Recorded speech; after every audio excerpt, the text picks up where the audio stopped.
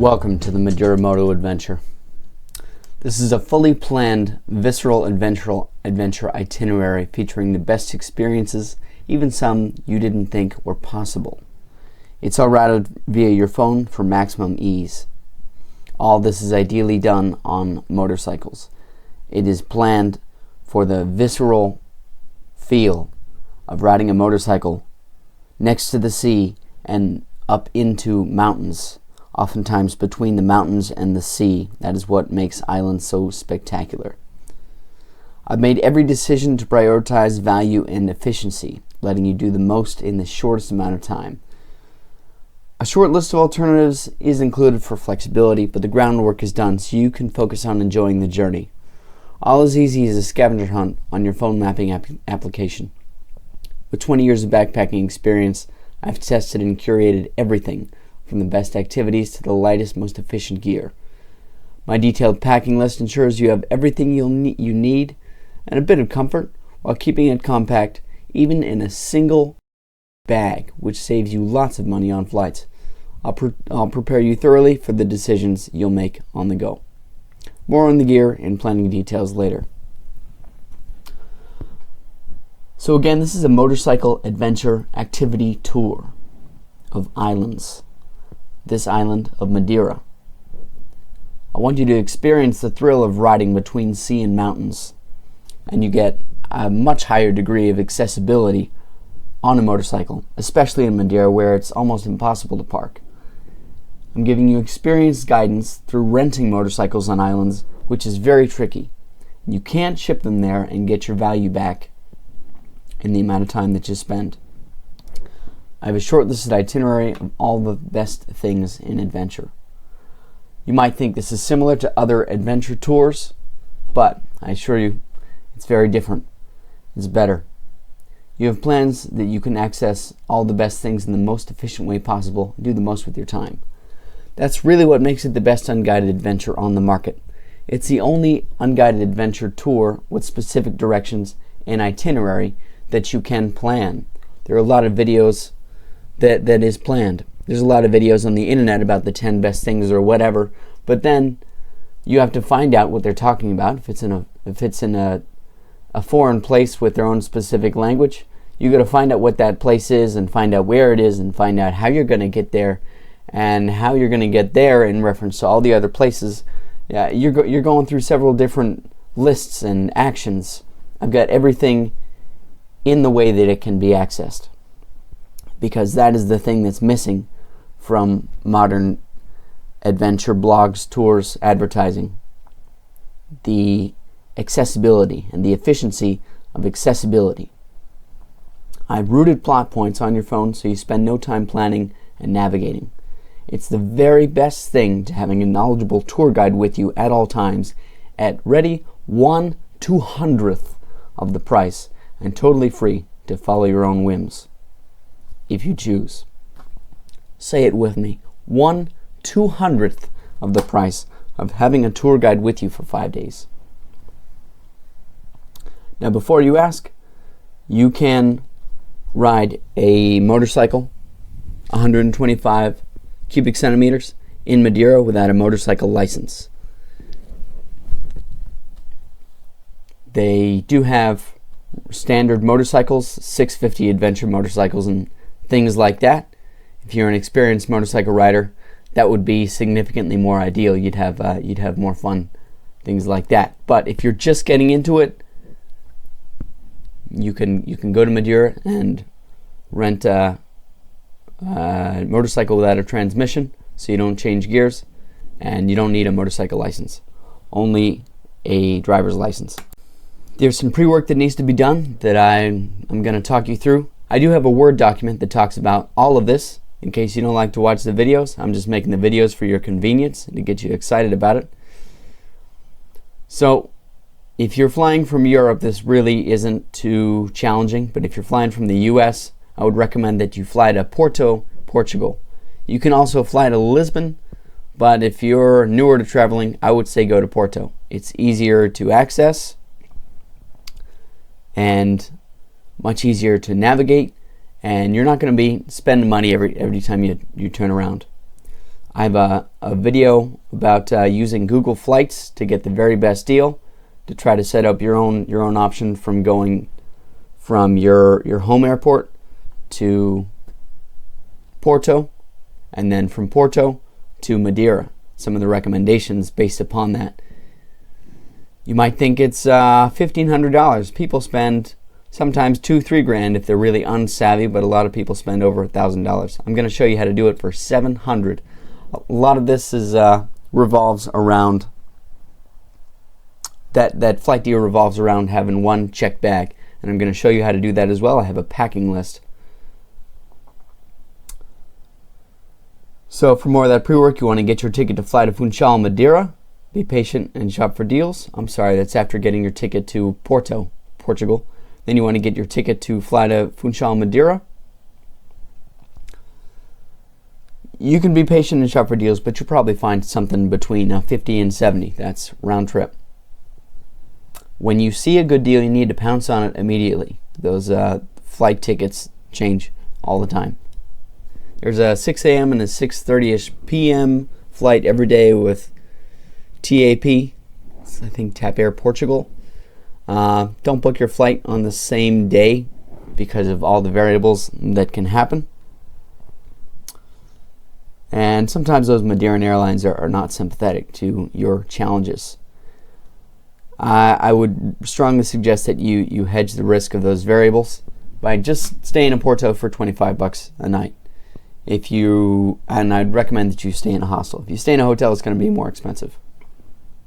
And it's $2 per way in transport cost if you take the metro. You can take a Bolt, which is Portugal's version of Uber, but it's just as easy to take the metro. I'd say take the PM flight, take a Bolt taxi from the airport, spend $25 to $30 per person on the shoulder season for a private room in the city of Funchal. I do recommend TAP Air Portugal, but there are some other airlines. Ryanair has scattered flights. TAP Air Portugal is better on this route, but Ryanair can usually get you there and back cheaply if you miss your TAP Air Portugal flight. You would use the Ryanair app for that. EasyJet has daily flights, but I don't recommend that you go with EasyJet. You can book your whole flight with a master travel agent as a solution, but I don't really recommend that. Some people would go that way. I don't really recommend that. I don't think that it's necessary. I think it'd be harder to get a deal that way, and you might get to the point where you're in crisis and the agent isn't helpful. And if you do miss your flight to Madeira from Porto, or to Porto from Madeira, that would very much be the time to try and get a flight on Ryanair, because you might have gotten your flight to Funchal or from Funchal, your round trip ticket to Funchal for $50, but if you miss your flight, they're going to try to charge you $400. That happened to me. They tried to charge me $400 because I was a little bit late checking in, and I found like an $80 flight on Ryanair. You'll need to use WhatsApp. You need to get WhatsApp to use when overseas. That's an application that lets you call places,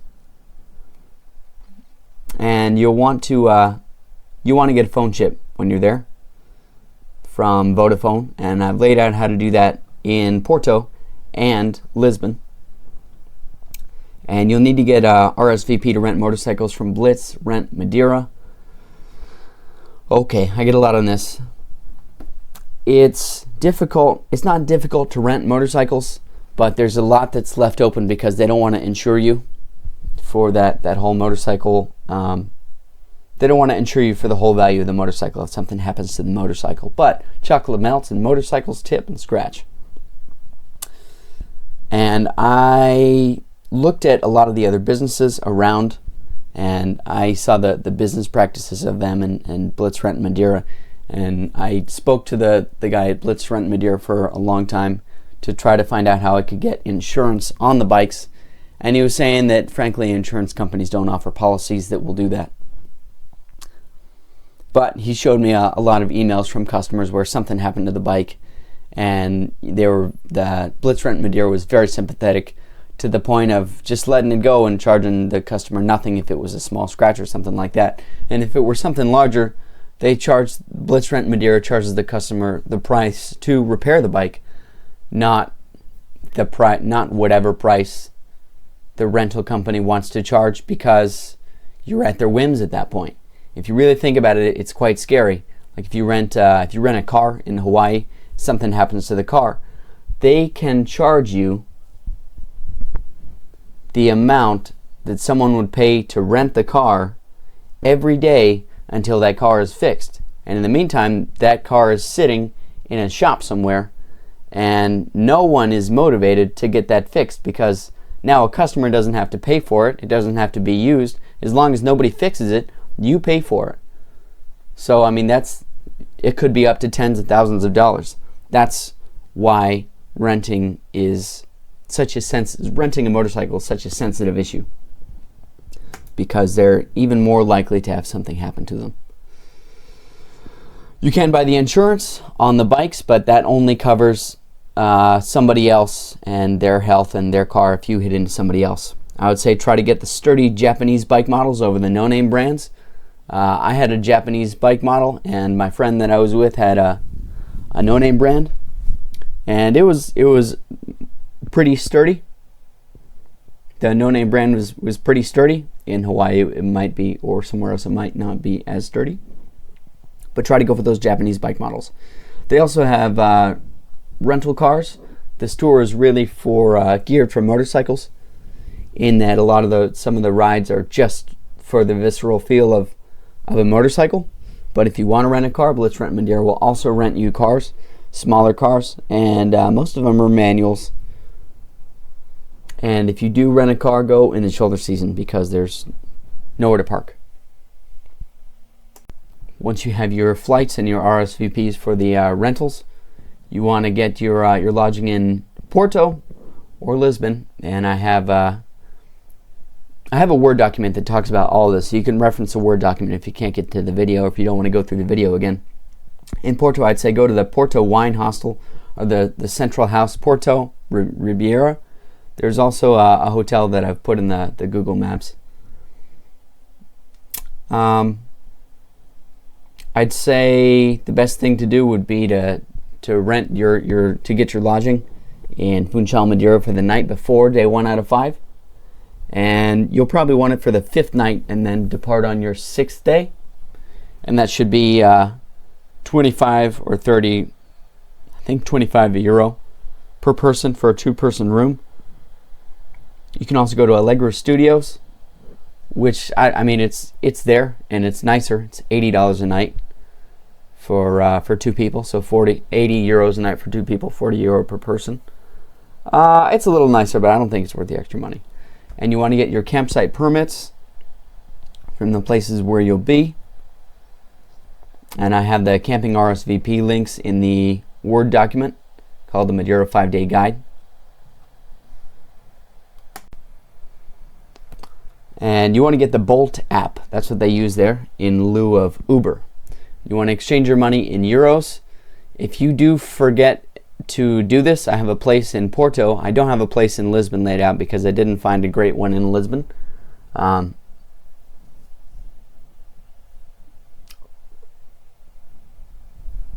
you want to exchange your money in euros, and you want to make sure to bring €3 in cash for every trail, because they're in the process of changing that to charge people now. Pack wisely. You're going to have to bring your bag everywhere around, because you and your motorcycle will go to different places and you're not returning to a home base. That's so that you can see, you have great accessibility to new places every day, and you don't have to depart from the main city. And again, if you don't have checked bags, then you get significantly better deals on flights. You cannot get the deals on flights that I've said that you could with a checked bag. You want to bring one bag. I have a packing list to walk you through how to do this. I'll likely make a packing video. I think that'd be a little bit overkill. If you're a backpacker, this shouldn't be too much trouble for you. If you like to bring a lot of stuff in a 70-liter backpack, it might be a little bit of trouble for you, because you got to get this into You got to get your backpack to fit in the specifications that they have laid out there. I think it's like 20 kilos, 10 kilos, and I don't know the exact size, but it's about the size of a checked bag. You want to look at the size requirements for the airline that you get, what kind of a non-checked bag, what kind of a carry-on bag they allow you to bring. And as I said, I do have Google Maps. It's a planned itinerary. You just tap on the next place and you route yourself to that next place, and you don't have to think about where to go or what to do or how to get there or how to deal with the latest challenge, because I have all of your needs planned out and laid out in a visual format. And if you want to depart from the plan, do your own thing, you can, obviously, and then return to the plan. And you can visually determine that a lot faster than trying to look through descriptions and then find out where stuff is, etc. My suggestions for your use of Google Maps, assuming you already have the integrated maps and have the maps downloaded on your phone. From the Google Maps app, you want to go into horizontal mode, U Maps Madeira 5-day, and then select the day that you're on, and only the day that you're on, and this will bring down the list of points that you're going to on that day, and they're numbered. And this and they have short descriptions and long descriptions. I would check out the long descriptions on everything, because I've put individual details there that are sensitive to that context, etc. And when you're using it to navigate, again, just show the current day, because it'll be confusing.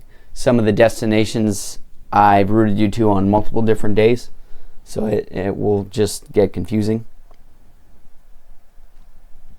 Don't select back on the top left within Google Maps. Hit back from your phone back button 3 times to show the map without the legend menu and with the new days and modules. Thanks for sitting through that. We're going to get to flights next. I'll do a walkthrough on how you can get a steal on those flights. I've talked to you about it, but I'll just show you briefly on Google Maps. Are you excited? Oh yeah.